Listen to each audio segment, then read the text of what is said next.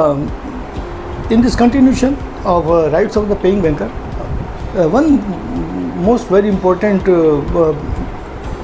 rights of the paying banker, that if any persons, any customer who has borrowed the amount from the paying banker and his loan is becomes NPA or irregular, then it is the absolute right to the paying banker that he can recover the payment from the instrument which has been received at the paying banker for payment.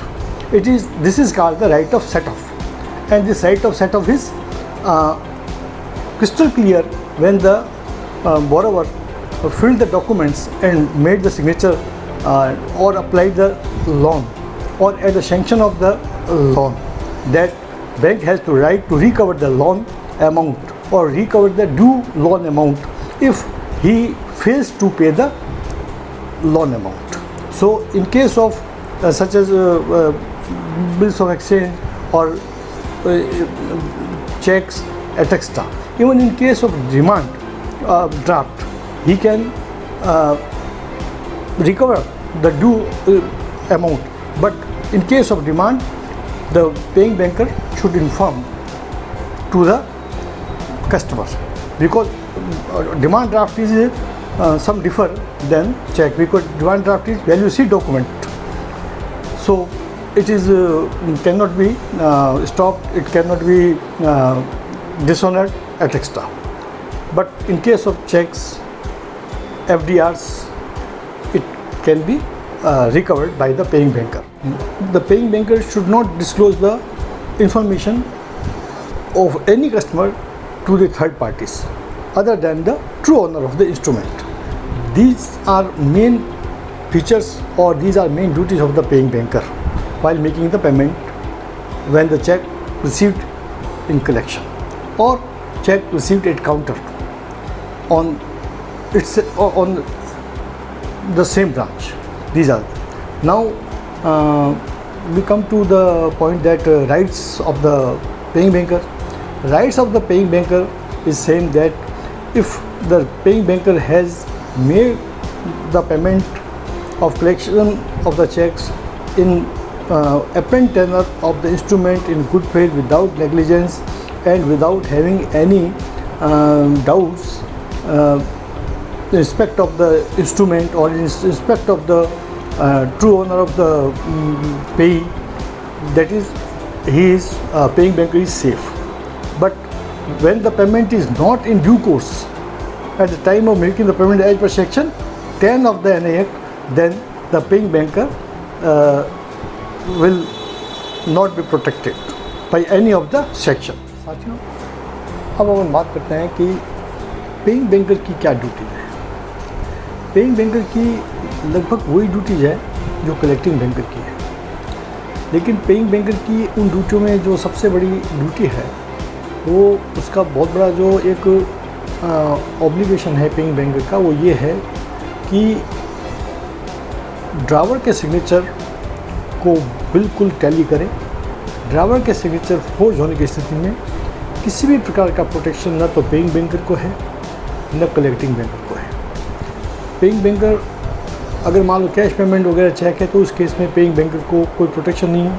अगर collection में है तो जो collecting bank है वो जो paying banker को देता है, तो पेइंग बैंकर के पास उस ड्रावर का जो अकाउंट है तो उसके अगर सिग्नेचर फोर्ज है तो किसी तरह का प्रोटेक्शन पेइंग बैंकर को भी नहीं है। अब सबसे पहले प्रश्न उठता है क्या क्या है इसके अंदर। सबसे पहले है कि जो आपका इंस्ट्रूमेंट है वो वैलिड होना चाहिए। वैलिड इंस्ट्रूमेंट मतलब अगर काउंटरफिट चेक है, चेक टॉर्न है, फटा हुआ है, या कोई ऐसा उसमें लगता है कि उसमें लिखते वक्त उस पर कुछ आपको एडिटिंग की गई है जो कि अपेरेंटली पता लगती है, तो डॉक्यूमेंट जो है इंस्ट्रूमेंट जो है should not be suspicious. Instrument should be valid, either demand draft और cheque. Next, all measures must be adopted by the paying banker while making the payment. by anyhow, KYC should be completed at the time of making the payment by the paying banker first. Second, there should be no any doubt created while visualizing his account that transaction in ambiguous amount like 5,000, then 1 lakh, 2 lakh, then only 1,000, etc. Because as under Prevention of Money Laundering Act, which is enacted in 2002, it is crystal clear that bank has to make the payment with due diligence, and due diligence is consisting of all types of measures adapted to prevent the frauds. Next, in case of any stocked instrument, the bank must inform to the drawer that the instrument is information of the instrument for stopping from making the payment is given by the such and such person. Next, paying banker should maintain the confidentiality, or we can say in other words that the paying banker should maintain the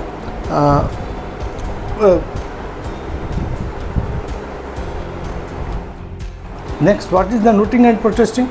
Noting and protesting, as I told you in last class, that when any instrument, checks or bill of exchange has been declared dishonored by the banker, or non-acceptance of the creditor, non-acceptance of the debtor, then the creditor has to write to get issued the returning memo, and it is the noting to get the issue of returning memo in case of either check, or in case of either bill of exchange, or in case of either promissory note. It is noting and protesting. Then for submission of the produce the document evidence in the court, then the creditor has the right to get certificate from the notary public.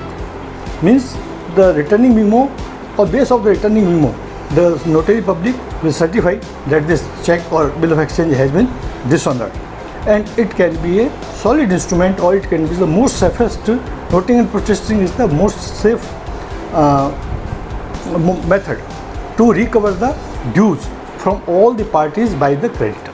Next, in continuation of e-KYC, now we look upon the merits of the e-KYC. E-KYC is a very safe, or we can say in other words, it's the safest mode, because in case of e-KYC, we doesn't need to self-attestation by the KYC holder or account holder, because now the sphere of the e-KYC is very expanded. How it can be used in global trading, it can be used in foreign exchange transaction, when the importer and exporter doesn't know to each other, then the e-KYC is the basic document to introduce with each other. AI, this is the new system launched in the market. It is also e-KYC helps in the AI development. Next, in case of biometric enhancements and mobile-based e-KYC solution will become increasingly popular. Integration with the Internet of Things, decentralization, identity, etc. But these are the merits and much more. But there is some constraints or difficulties for e-KYC, especially in case of remote or rural areas where the most population, or say that we can 80% population are illiterate, because they don't know to use the e-KYC, and some old age person, thumb of some old age persons cannot be captured by the biometric machines. This is the main problem, and many times after all efforts, the old age person, or due to any disease in thumb, the customer has to visit the branch even in his old age. So it is the main constraints. Otherwise, e-KYC is also the safe mode, because when the thumb impression of the particular person, then the details of the particular persons are there. It cannot be denied. After KYC,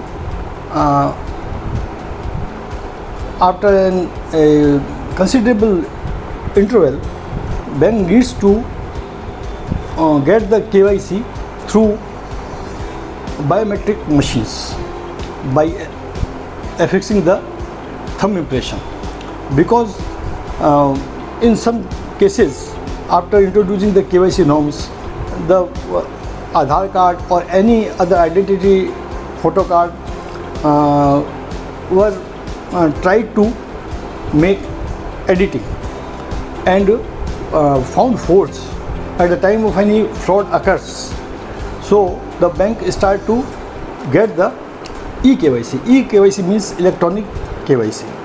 In this system, either on e-Mitra or in the bank, where the customer wants to open an account, then he fix his thumb on the biometric machines, and the biometric machines captures the thumb, and his address, photographs, his photo identity, UID numbers, all are printed on the paper physically, and it is solid proof, because when the thumb impression of the person who press on the biometric machines, he cannot deny in future that this details of the KYC doesn't belong to him. Next we come to the topic of KYC, know your customer. When bank opens account of any customer, any partnership firm or any current account, then the bank should judge, or bank should verify the name, address, photographs, genuineness of the customer, etc. That is know your customer. Know your customer includes two types of documents. First, identity proof, having photographs. Second, proof of address, having permanent address, including as per list of the proof of address, electricity bill, Aadhaar card.